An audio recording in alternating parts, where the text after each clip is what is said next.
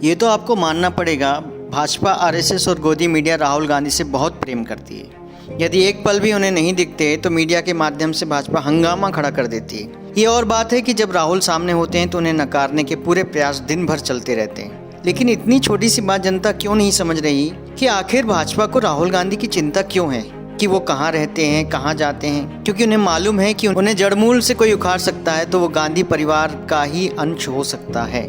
जागो देशवासियों जागो। कब तक उस कहावत को चरितार्थ करते रहोगे कि कौवा कान ले गया और सभी कौवे के पीछे भाग रहे हैं। अरे अपने कान टटोल कर देख लो, अपनी जगह पर हैं या नहीं।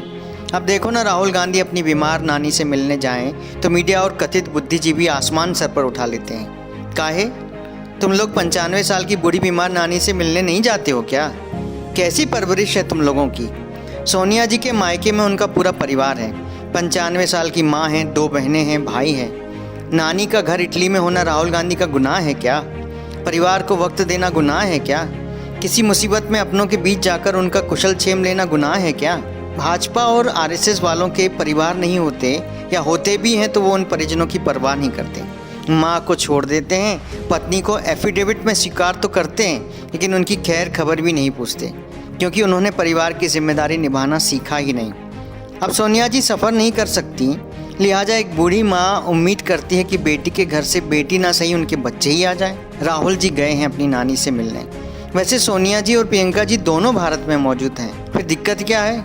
दिक्कत यह है कि राहुल नहीं है, तो अब विरोध किसका करें? राहुल और कांग्रेस संघी और गोदी मीडिया के हमेशा से ही सॉफ्ट टारगेट रहे हैं। अपना समय अर्थव्यवस्था बर्बाद होने की वजह ढूंढने और किसान आंदोलन में मरते किसान के दर्द को बयान करने में लगाते तो ज़्यादा अच्छा रहता और शायद देश का कुछ भला भी हो जाता।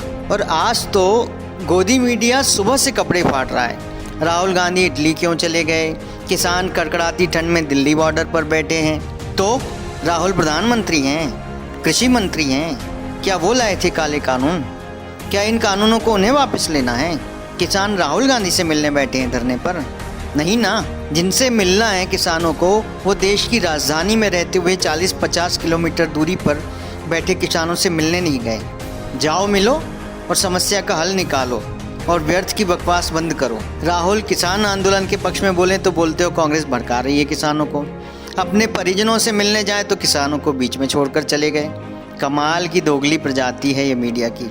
सत्ता पक्ष के हाथों कठपुतली की तरह नाच रही है।